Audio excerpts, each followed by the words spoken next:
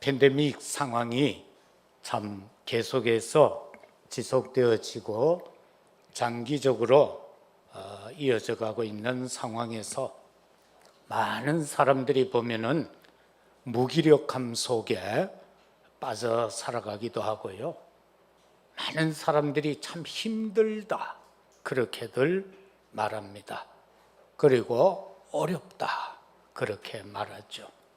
그러나 오늘 또 우리의 생명 되신 예수 그리스도께서 우리와 함께 하시고 우리를 주의 전으로 부르셔서 오늘 또 우리의 예배를 받으시고 계십니다. 따라서 오늘 이 시간 예배드리는 우리 모두, 또 비대면 현장에서도 예배드리는 우리 모든 성도들에게 오늘 하나님은 큰 은혜를 베푸실 것이고 바로 우리 모두는 영적으로 승리자다라는 것을 우리가 믿어야 합니다. 너무나도 많은 부분에서 건강이 문제가 오고 경제의 문제가 오고 삶의 문제로 인하여 힘들지만은 이것 또한 우리에게 주어지는 하나의 환난이다. 그렇게 우리가 생각하면서 이것을 어떻게 극복하고 이 속에서 우리가 하나님에게 원망과 불평하지 아니하고 정말 하나님을 경외하며 살아갈 수 있을까라는 것을 오늘 말씀으로 생각하고자 합니다.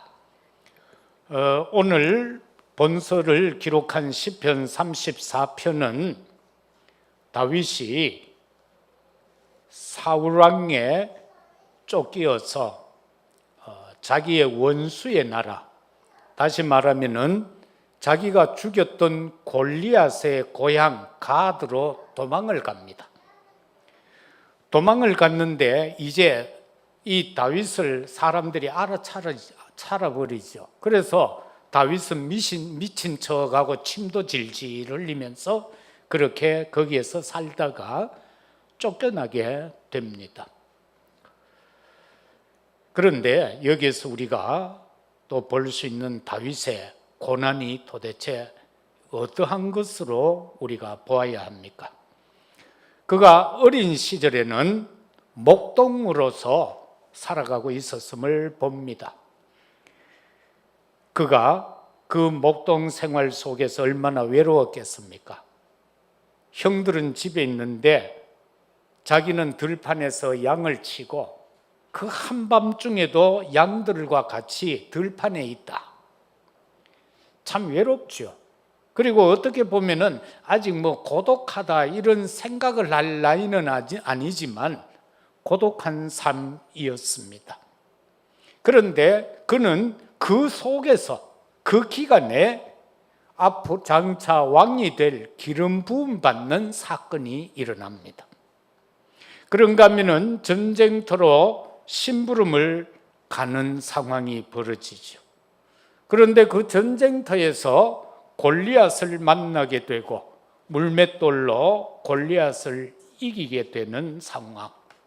그로 인하여서 다윗은 만만이요 사울은 천천히라는 이제 예루살렘 성으로 돌아올 때에 여인들이 그렇게 환호하는 상황에서 사울의 마음속에 악한 것이 들어가서 다윗을 죽이겠다는 시기 질투의 마음으로 그는 군사 3,000명을 이끌고 다윗을 죽이고자 따라다녔습니다.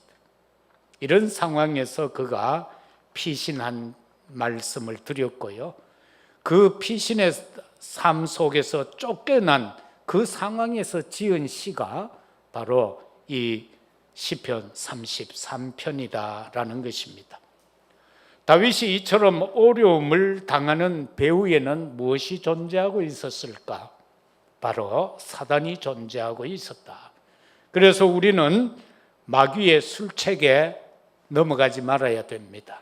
절대로 마귀에게 속지 말아야 됩니다.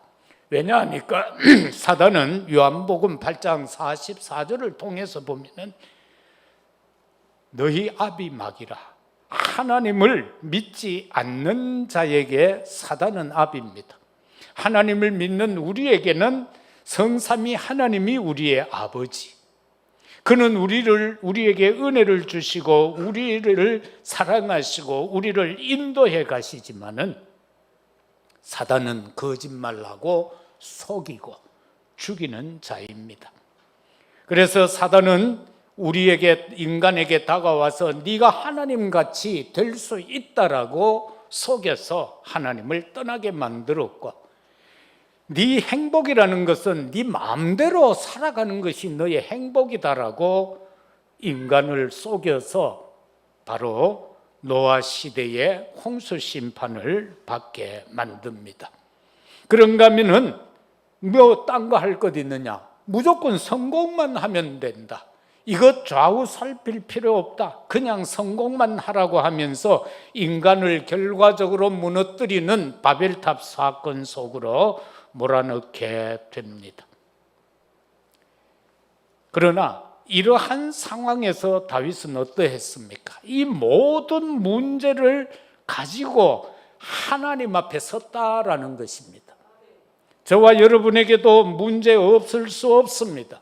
크고 작은 문제, 거기에는 자녀 문제도 있고 가정사 문제도 있을 것이고 경제 문제도 있을 것이고 이러저러한 일들이 많이 있을 때에 그것을 내가 한번 해결해 보려고 사람 찾아다니고 이 수단 저 수단 방법을 강구하는 것이 아니라 그 모든 문제를 가지고 하나님 앞에 가라라는 것입니다. 그리고 그것을 하나님 앞에 내려놓으라는 겁니다. 우리가 신앙생활할 때에 고난이 연속일 수가 있습니다. 환난의 연속일 수가 있습니다. 마태복음 5장 11절에서 12절에서는 예수님께서 제자들을 향하여 말씀합니다. 나로 말미암아 너희를 욕하고 박해하고 거짓으로 너희를 거스려 모든 악한 말을 할 때에 너희에게 복이 있다. 그러할 때에 복이 있다라는 것입니다. 저와 여러분이 믿음의 삶을 살아갈 때에 정말 하나님이 원하는 뜻대로 살아갈 때에 이와 같은 환난이 온다는 겁니다. 그 환난은 환난이 아니라 복이라는 사실인 것입니다. 그래서 환난이 올 때에 기뻐하고 즐거워하라. 하늘에서 너희의 상이 큼이라. 너희 전에 있던 선지자들도 이같이 박해를 받았느니라. 믿음의 선조들, 믿음의 영웅들이 다 이러한 환난 속에 살았지만은 그들은 오직 여호와를 의지함으로 이 모든 것을 극복할 때에 신령한 축복으로 그들에게 역사되어졌습니다. 초대교회에 대한 핍박은 바로 세계 복음화의 문이었던 것입니다. 그들을 핍박할 때 그들은 흩어졌습니다. 흩어진 그 현장에서 그들은 복음을 전했습니다. 하나님을 의지하고 기도할 때에 그들에게는 성령의 충만함이 임했습니다. 그들이 오로지 전여 열흘 동안 합심하여 기도할 때에 오순절에 성령의 역사는 일어나게 되었고, 사도행전 2장의 5가지 역사 속에서 그들은 세계의 복음화를 위하여 놀라운 축복 가운데 나아가게 됩니다. 그들은 죽음을 통하여서 그리스도를 증거하였고, 그들은 환난과 핍박 가운데 그리스도를 증거하였던 것입니다. 그러면은 영적 승리의 비결은 무엇입니까? 입으로 죄를 짓지 않고 하나님만 의지하고 기도하고 기다리는 것, 이게 바로 영적 승리의 비결인 것입니다. 따라서 오늘 우리가 드리는 이 예배가 내 인생에게 있어서 가장 최고의 가치로 여겨져야 합니다.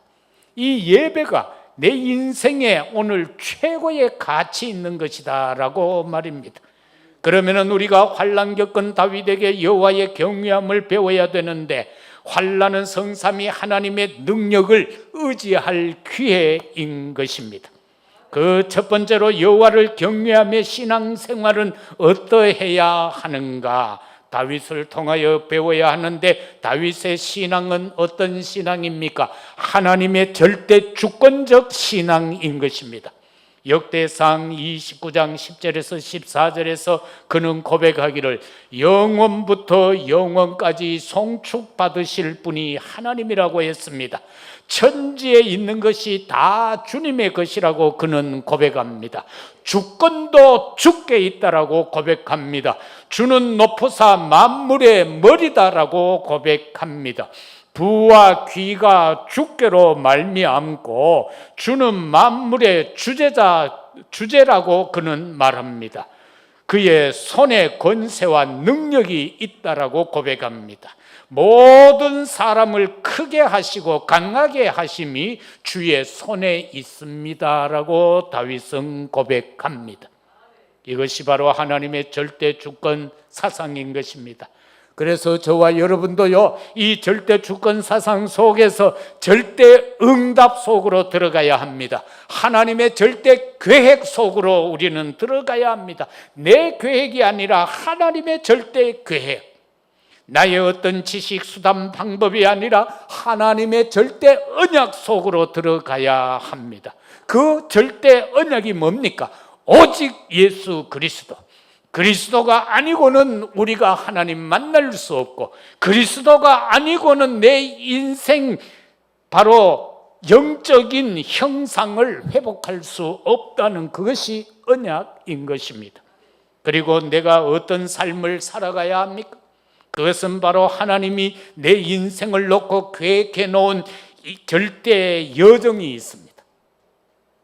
길이 있다는 겁니다. 내가 평생 살아가야 할 길이 있다는 겁니다. 그 길로 가야 합니다. 하나님이 내게 설정해 놓은 그 길로요.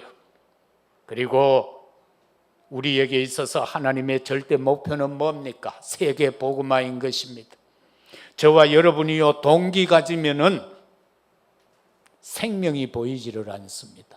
내 속에 동기가 가득 차 있으면 죽어가는 자가 내 눈에 보이지 않습니다. 그래서 우리는요, 잘못된 동기 버려야 합니다. 그때 써야 생명이 보인다라는 겁니다. 정말 죽어가고 있는 그들의 모습이 보인다라는 것입니다. 다윗은 어떠했습니까? 저와 여러분이 다윗을 통하여 배워야 할 신앙생활은 뭡니까? 첫 번째, 항상 찬송했다는 것입니다. 오늘 1절 34편 1절에 보면은 내가 여호와를 항상 송축하며 내 입술로 항상 주를 찬양하리로다. 항상 찬송했다라는 것입니다.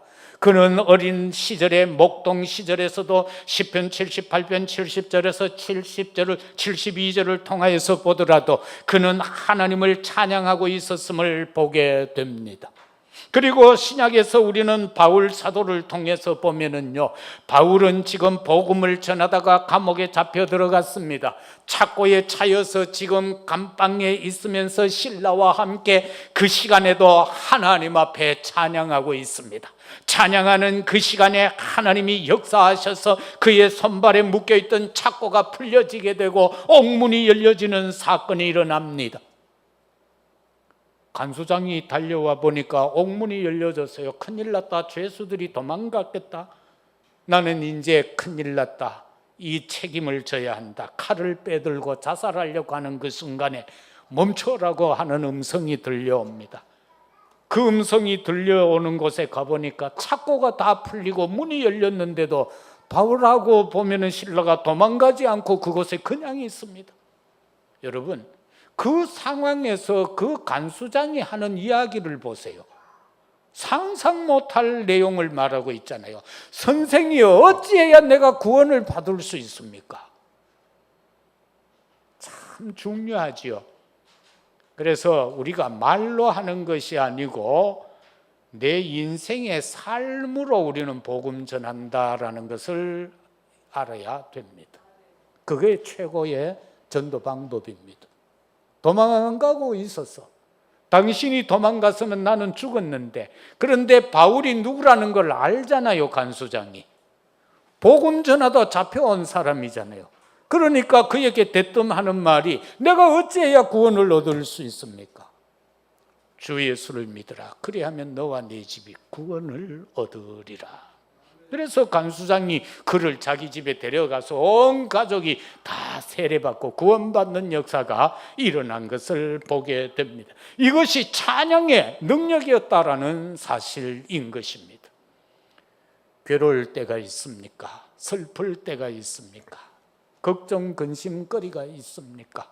여호와를 찬양하십시오. 창조주 하나님을 찬양하십시오. 그 찬양을 받으시는 하나님께서 우리의 모든 문제에 대한 답을 허락하실 줄로 믿습니다.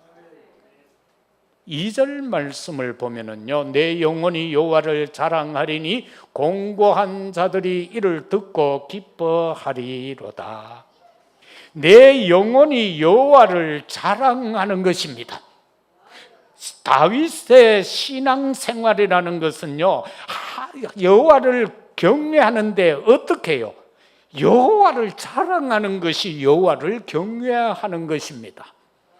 저와 여러분 삶 속에서도요, 하나님을 자랑해야 돼요. 예수님을 자랑해야 돼요. 성령의 역사를 자랑해야 돼요. 그런데 그거 그냥 입에 발린 자랑이 아니라 전인격적 자랑을 해야 돼요. 나의 인격을 다한 자랑이 되어야 돼요. 그리고 겸손해지는 자랑이 되어야 돼요. 하나님을 자랑하면서 은근히 지 자랑해버리고, 예수님 자랑하는 척하면 자기 자랑해버리고, 성령을 자랑하는 척하면서 내 자식 자랑해버리고, 그거 아니라 겸손해지는 자랑을 하라. 성경은 말하죠. 교만은 패망의 선봉이라고 말입니다. 세 번째는 3절에 보면은 나와 함께 여호와를 광대하시다 하며 함께 그의 이름을 높이세. 자랑하는 것과 이 또 이름을 높이는 것. 그런데 이름을 높이되 내 혼자 하는 것이 아니고 함께 높이자라는 것입니다. 왜요? 함께 할 때 힘이 있게 됩니다. 화살 한 개는 부러뜨릴 수 있지만은 3개의 화살만 모여도 우리는 부러뜨릴 수가 없는 것처럼 말입니다. 정말로 함께 한다는 것은 엄청난 역사가 있죠. 한두 사람이 내 이름으로 기도하는 그 기도를 내가 들어 응답하겠다라고 말하고 있지 않습니까? 함께 할 때에 더 힘이 있습니다. 전에 어느 광고 보면은 기쁨 2배 가는 그런 광고가 있었죠. 그래서 우리가 함께 할 때에 힘이 있게 되고, 자신의 감사와 타인의 감사가 합쳐질 때에 거기에는 더 큰 감사가 된다라는 것을 알 수가 있습니다. 그런가 하면 받은 은혜가 다른 성도에게 유익해진다. 내가 받은 은혜를 통하여 이게 함께 할 때, 이게 우리가 다른 말로 하면 포럼이 될 때에 그 포럼 속에서 다른 사람에게 유익을 줄 수 있고 또 다른 사람에게 은혜 받을 소망을 갖게 할 수 있다라는 것입니다. 다시 말하면은 다른 사람이 살아야 나도 살 수 있습니다. 세상의 원리는요, 자꾸 나만 살라고 하죠. 나만 잘 되면 된다라고 생각하죠. 그런데 그거 아니. 성경은 그 반대로 말을 합니다. 다른 사람이 살아야 나도 살 수 있다라는 겁니다. 살인자 속에 있으면요, 불안해서 살 수가 없어요. 우리 동네에 전부 도둑놈만 있다고 한번 상상해 보세요. 그 가운데 여러분 가정만 딱 있어. 그 불안해가 어떻게 살아요? 두 번째는 여호와 경외함에서 주어지는 은혜입니다.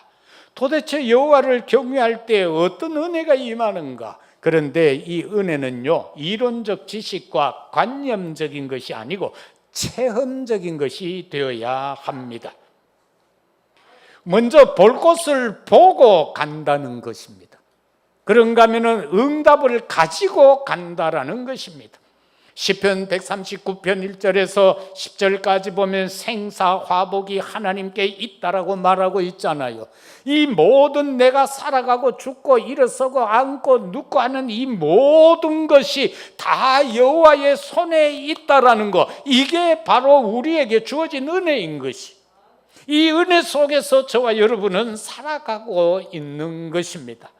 내가 알지 못했는데, 내가 인지 못했는데도 하나님은 지금 내 인생 속에 간섭하고 계셨다라는 사실입니다. 제가 전에도 그런 이야기를 했죠. 저 범어동에 우리 교회가 있을 때에 거기에 가면은 밀양살집이라고 있었어요. 그 두 부부가 있었는데 부인은 교회 다녔어. 그런데 영감님이 교회를 안 다니는 거예요. 영감님이. 그런데 이분이 이제 한 3일 남가 놓고 예수님을 영접했어. 그런데 영남대 병원에서 돌아가셔서 문상을 갔어. 그런데 그 염하는 분이 그런 이야기를 했어요. 이 영감태 이거 예수 믿었다 이런 거예요. 그러니까 그 아주머니가 얼마나 감사해요. 얼마나 기분이 좋겠어요. 평생 안 믿었는데 목사가 와서 3일 전에 와가 예수님 영접시켰는데 그걸 염하는 사람이 야, 이 영감이 그 예수 믿었다. 왜 하니까 자기들은 안 돼요. 염을 하다 이래. 보면 죽은 사람 염하다 보면 이 사람 예수 믿었다. 이 사람 예수 안 믿었다. 이 사람 천국 갔다. 이 사람 지옥 갔다는 걸 안 돼요. 여러분 바로 그겁니다. 하나님의 은혜. 그 사람이 예를 들어 70평생을요 예수 안 믿고 교회 한 번 안 가고 살았어. 그런데 죽기 3일 전에 예수님 영접했어. 그러면은 그 사람의 인생이 바로 어떤 여정이었어요? 하나님의 백성의 여정이었던 거예요. 그런데 자기는 몰랐던 거예요. 그런데 3일 알았던 거예요. 여러분, 인간의 생사화복 하나님의 손에 달려 있습니다. 우리의 절대 여정은 하나님의 손에 달려 있다라는 것입니다. 그래서 우리가 주어진 받은 은혜가 뭡니까? 6절과 7절 말씀을 보면은 이 공고한 자가 부르짖음에 여호와께서 들으시고 그의 모든 환난에서 구원하셨도다. 여호와여 천사가 주를 경외하는 자를 둘러 지인치고 그들을 건지시는도다. 기도하는 자 환난에서 구원받습니다. 기도를 안 해서 그렇지 기도하는 자 환난에서 구원받는다는 것입니다.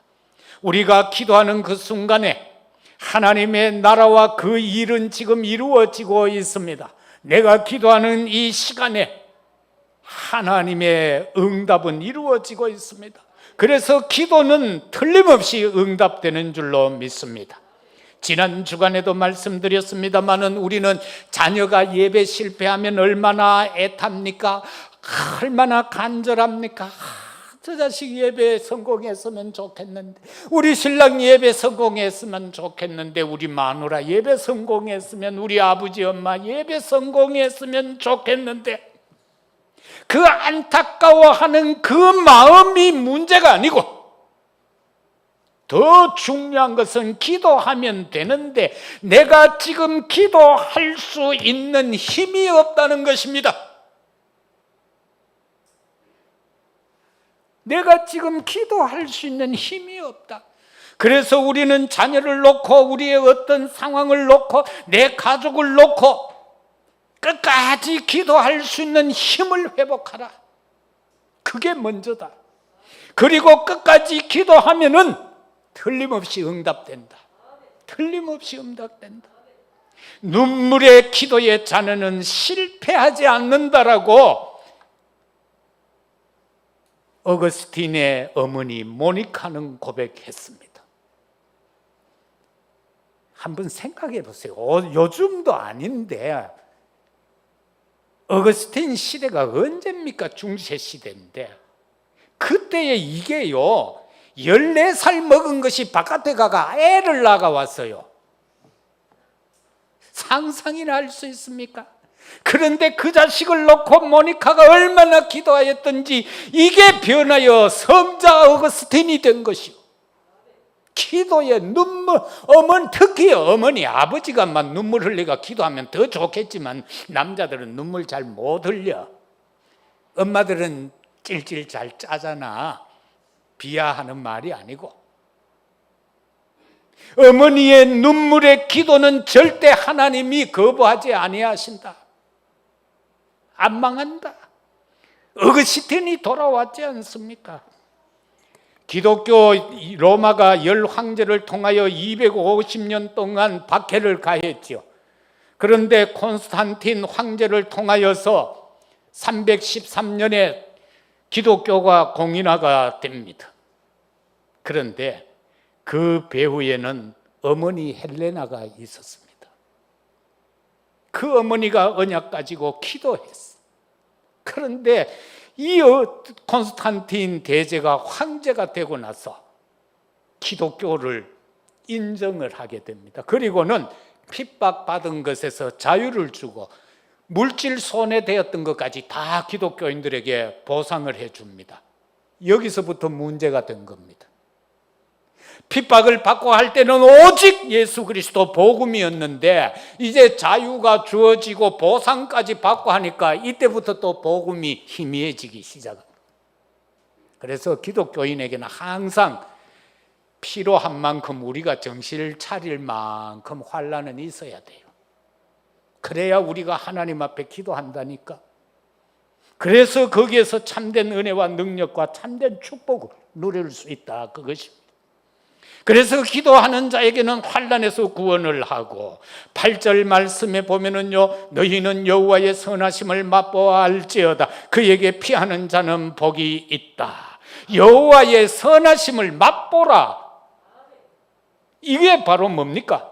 이론적이 아니라는 겁니다. 지식적인 게 아니라는 겁니다. 관념적인 것이 아니라는 것입니다. 여호와의 선하심을 맛본다라는 거. 왜 맛을 봅니까? 체험이다라는 겁니다. 그래서 그에게 피하라는 것입니다. 복음화는 이루어집니다. 9절과 10절에 보면은 너희 성도들아 여호와를 경외하라. 그를 경외하는 자에게는 부족함이 없도다. 젊은 사자는 궁핍하여 줄일지라도 여호와를 찾는 자는 모든 좋은 것에 부족함이 없으리로다. 부족함이 없다라는 것입니다. 동물의 왕국 같은 데 보면 막 사자들이 팍 가서 동물 사냥해서 먹는 거 나오잖아요. 그래도 그것들은 항상 배고파. 그런데 여호와를 의지하는 자에게, 여호와를 경외하는 자에게는 부족함이 없다. 다윗이 또 고백하지요. 시편 23편 1절에서 우리가 여호와를 경외할 때에 그 속에서 뭡니까?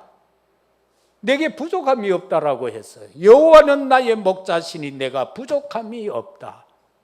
여러분, 성삼위 하나님이 여러분 인생에 있어서 삶 속의 목자이심을 믿으시기를 바랍니다. 그가 여러분을 잔잔한 물가로 인도하실 것이요, 그분이 우리를 푸른 초장으로 인도하시기 때문에 부족함이 없다라는 사실인 것입니다.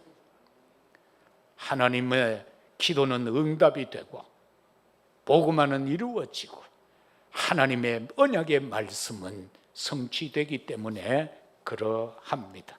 마지막 세 번째는 여호와를 경외하는 자에게 있어서 복음적인 삶입니다. 저와 여러분이 여호와를 경외한다면 우리에게 있어서 삶은 어떤 삶? 복음적인 삶이 되어야 한다라는 것입니다. 그 복음적인 삶에 있어서 오늘 우리가 읽은 말씀 가운데 가장 먼저 언급하는 것이 혀와 입술을 조심하라라고 말씀하고 있습니다. 그 부분은 바로 13절입니다. 네 혀를 악에서 금하며 네 입술을 거짓말에서 금할지어다. 이 말이라는 것에 과학자들이요 말하기를 말의 76%가 우리의 뇌에 전달이 된대요. 76%나 뇌 속에 전달이 된답니다. 그래서 우리가 자꾸 하는 그 말이 여기에 각인이 돼버리는 거예요. 그래서 옛날에 보면은 이 조선 말기나 우리 어릴 때들에 보면 동네에 예수 안 믿는 사람들을요, 자녀들을 향해서 보면 막 욕하는 거 보면 끔찍해요. 왜 자기가 그렇게 배 아파 낳은 자식을 보고 야 이 망할 놈아라고 어떻게 말할 수 있습니까? 그러니까 망하더라니까. 그 내가 항상 말하는 거 있죠. 싸움 잘하는 자식이 있으면 야, 이 국회의원들로 말하고 그렇게 자꾸 말하라고. 정말 우리의 이 말은요, 내에 다 각인돼. 그래서 항상 하나님의 말씀을 묵상하라고 하는 것은 말씀이 우리의 뇌에 각인되게 하기 위하였어. 어려서부터 찬양을 들려주고 어머니의 기도 소리가 들려지고 정말로 그 속에 말씀이 들려진다면 어려서부터 그게 각인될 것 아닙니까?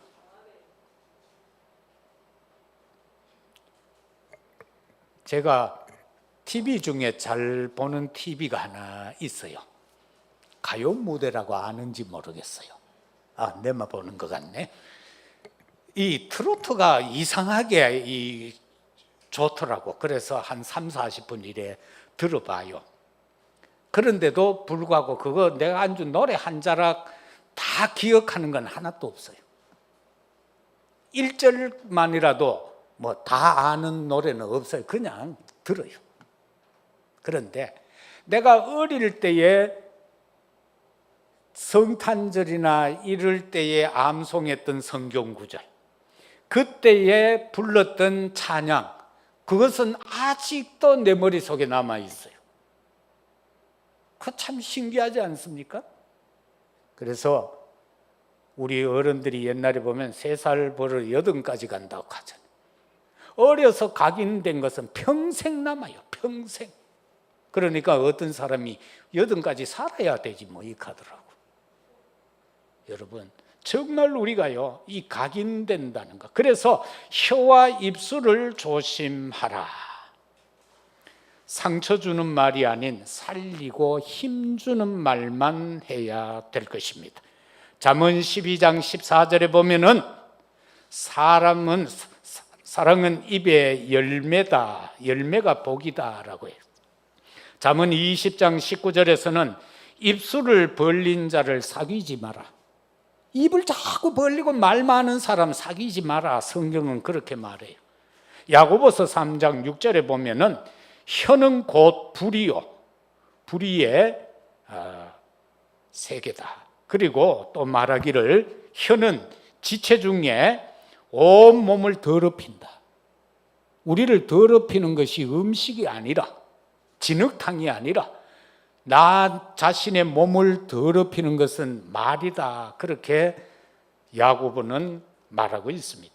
야고보서 3장 8절에서는 혀는 길들일 사람이 없다. 이 혀를 길들일 사람이 없다는 거예요.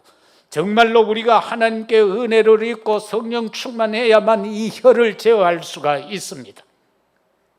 혀를 가리켜서 쉬지 아니하는 악이다라고 했어요. 죽이는 독이 가득하다라고 했어요. 야고보서 4장 11절에서 12절에 보면은 비방하거나 판단하지 말아라. 입법자와 재판관은 오직 한 분이다.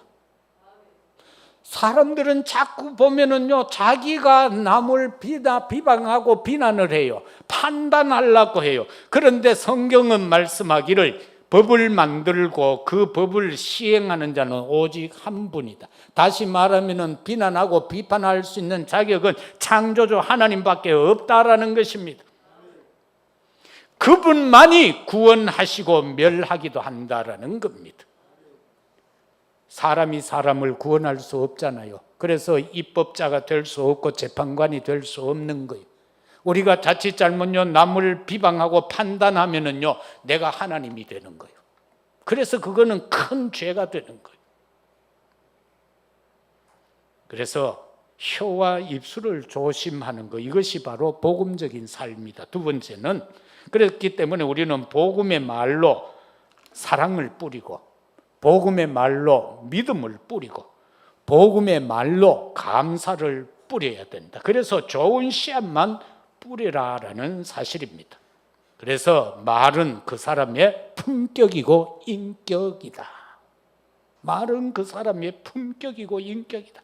두 번째는 14절을 통해서 보면은 화평을 도모하는 자, 악을 버리고 선을 행하며 화평을 찾아 따를지어다.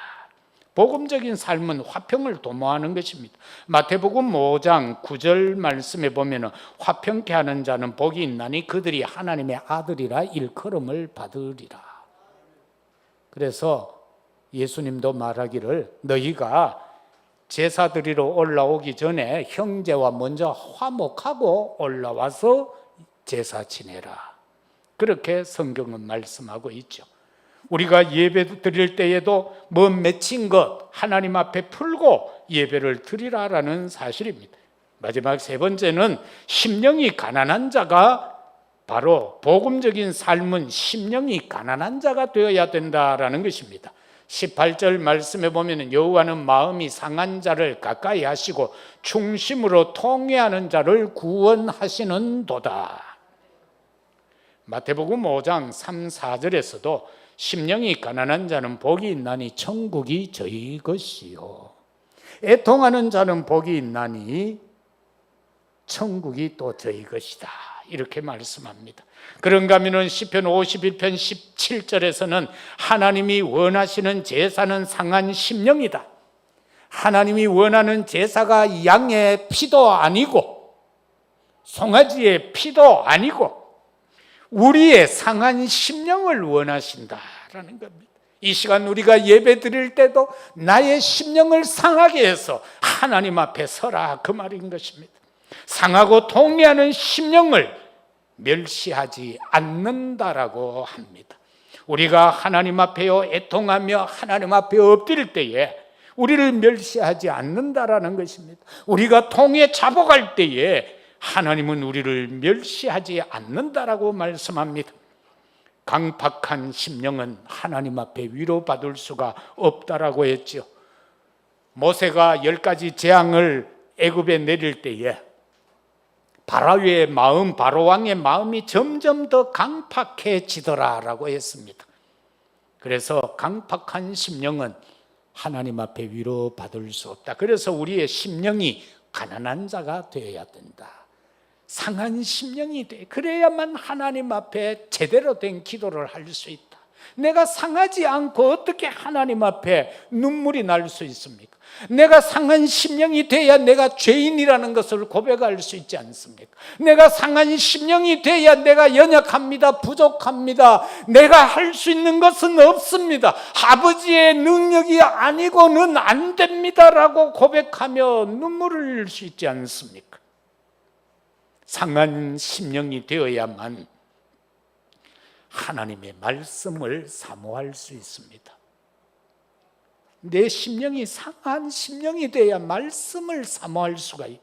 그리고 기도 24 속으로 들어갈 수가 있다. 그러면서 영혼 살리는 사명, 세계 복음화 237 나라 치유를 시키고 그 연약한 자들에게 복음을 전하여서 서밋하는 역사를 이룰 수 있다라는 사실입니다. 말씀 맺겠습니다. 환난은 언약의 백성에게는 영적 보약이다. 우리가 나이가 들고 하면 한 번씩 보약을 한 재씩 먹잖아요. 건강 지키기 위해서. 그리고 아이들에게 보약 먹이잖아요. 성장시키기 위해서. 다시 말하면 우리가 영적으로 성장하고 믿음이 성장하는 것은 환난이다라는 겁니다. 이 환난을 통해서 우리가 영적으로 성장한다라는 것입니다. 믿음이 성장하는 것과 똑같습니다. 그래서 우리는 기도할 수 있는 시간, 환난이 왔다는 것은 내가 지금 기도할 수 있는 시간이 주어졌다라는 것입니다. 그런가 하면은 축복과 응답의 문이 열려지고 있다라는 사실인 것입니다. 다윗은요 어마어마한 환난을 겪습니다. 그는 그 환난을 통하여서 여호와를 경외하는 것을 배웁니다.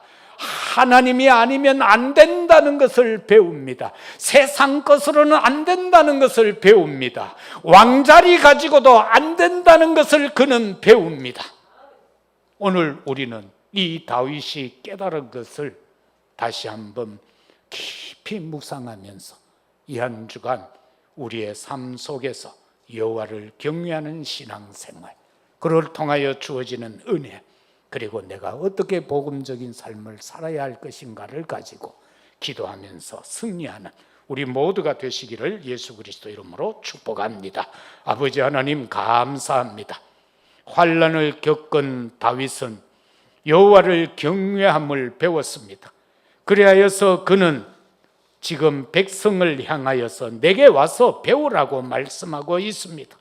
오늘 우리도 이 말씀을 대하면서 이 사실을 배우게 하여 주옵소서. 참으로 여호와를 경외하는 우리의 인생이 되게 하여 주옵시고 우리의 삶이 되게 하옵소서. 감사합니다. 예수님 이름으로 기도드리옵나이다. 아멘.